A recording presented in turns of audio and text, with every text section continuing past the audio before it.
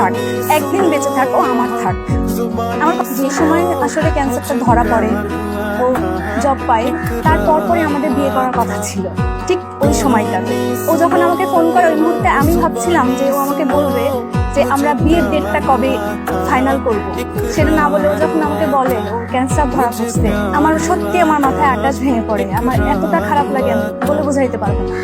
স্বাভাবিক আমি আমার বাসায় জানাই, আচ্ছা ফ্যামিলি মেম্বার তারা তো আসলে এরকম অনিশ্চিত জীবনের সাথে জড়ানো, তারা তো আসলে যাবে না। কিন্তু ওর প্রতি সিম্প্যাথি বলবো না, আমার কখনোই সিম্প্যাথি ছিল না। আমি আসলে ওকে অনেক ভালোবাসতাম। ওকে হারাই ফেলবো, আমার কাছে মনে হচ্ছে যে ও একদিন থাক, একদিন বেঁচে থাক, ও আমার থাক। আমার কখনো মনে হয় না যে আমি অন্য কারো কাছে যাব, অন্য কোনো জায়গায় আমার স্থান হবে। মৃত্যু তো অনিশ্চিত, আমারও মৃত্যু হইতে পারে যে কোনো সময়, যে কোনো মুহূর্তে। এমনও হইতে পারে সৃষ্টিকর্তা যে আমি আগে মারা যাইতে পারি। তো এই অনিশ্চিত জীবনটা যে কারোর জন্যই সত্য। এই জন্য আমার কখনো মনে হয় না যে ঠিক আছে ওর ক্যান্সার হয়েছে, এটা অনিশ্চিত, আমি ওকে ছেড়ে চলে যাবো। আমার মনে হচ্ছে এখন অন্তত ওকে আরো শক্ত করে আমার ধরা উচিত, হাতটা আরো শক্ত করে ধরা উচিত। থাক না, আমারই থাক, একসাথে থাকি।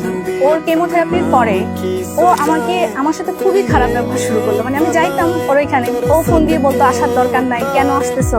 আমি বুঝতাম যে ও আসলে চাচ্ছে না যে আমি যাই, আমি ওর জীবনের সাথে ইনভলভ হই।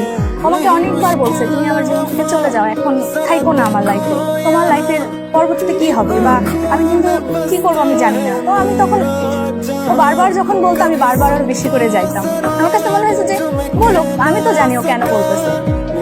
ওর একটা কথা মানে তখন আমি ওকে একবার ইমোশনালি ব্ল্যাকমেল করি, মানে বলি যে হচ্ছে অনেক মন খারাপ করে কান্নাকাটি করি। তো আমি তখন ওকে 2 দিন কথা বন্ধ রাখি। তো 2 দিন পরে ও আমাকে ফোন করে, ও বলে আমার কেমোথেরাপি দিছে, যতটা না কষ্ট লাগছে তুমি আমার সাথে কথা বলো নাই তার থেকে বেশি কষ্ট লাগছে।